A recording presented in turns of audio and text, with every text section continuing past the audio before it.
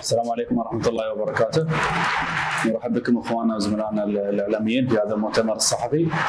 المباراة الثانية لنادي الريان الرياضي ان شاء الله سنواجه فيها نادي قطر. نرحب بالكابتن تياغو منديز والمدرب ليوناردو جاردين. Coach, I will start with you. Next match is not it's a tough match against Qatar. Qatar tied 4-4 against Al Garrafa. Talk to us about the next match and the preparation for it. Boa tarde. Depois da análise da primeira jornada, verificamos e acreditamos que o campeonato do Qatar este ano será mais equilibrado. مساء الخير. بعد نهاية الجولة الأولى عرفنا إنه السنة هذه حيكون في منافسة كبيرة وتوازن بين الفرق. Isto quer dizer que não verifiquei jogos fáceis, todas as equipas estão a conseguir ser competitivas e por isso temos que estar extremamente focados se tivermos a ambição de jogar para ganhar. فهذا يدل انه ما في مباراه سهله، الكل يبغى ينافس، فلازم نحن ندخل بكل التركيز ونلعب طبعا ندخل المباراه لنفوز المباراه.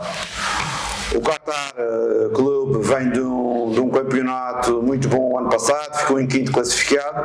É uma equipa com qualidade, mas que nós, na nossa casa, queremos conquistar os 3 pontos e queremos fazer tudo o possível para tal. فريق قطر سوى موسم جيد جدا السنة اللي راحت، خلصوا المركز الخامس، بس نحن هم حيجوا يلعبوا في أرضنا، لازم نسوي كل شيء إنه نحن نكسب ال3 نقاط. Verificamos que na primeira jornada o Qatar empatou 4-4, é uma equipa com um bom poder ofensivo. فريق قطر انه لعب المباراه الاولى جابوا 4 اهداف، فنحن شفنا انه عندهم فريق هجومي جيد. Em termos defensivos temos de estar concentrados para conseguir anular as mais-valias do adversário. فالنقطه الدفاعيه لازم نحن كمان نكون مركزين عشان نقتل الهجمات. Em termos ofensivos procurar o nosso futebol de forma a jogar para ganhar. وبخصوص الهجوم نحن لازم نلعب كرتنا ونشوف طريق ان نحن نفوز المباراه. Thank you coach. السؤال للاعب تياغو.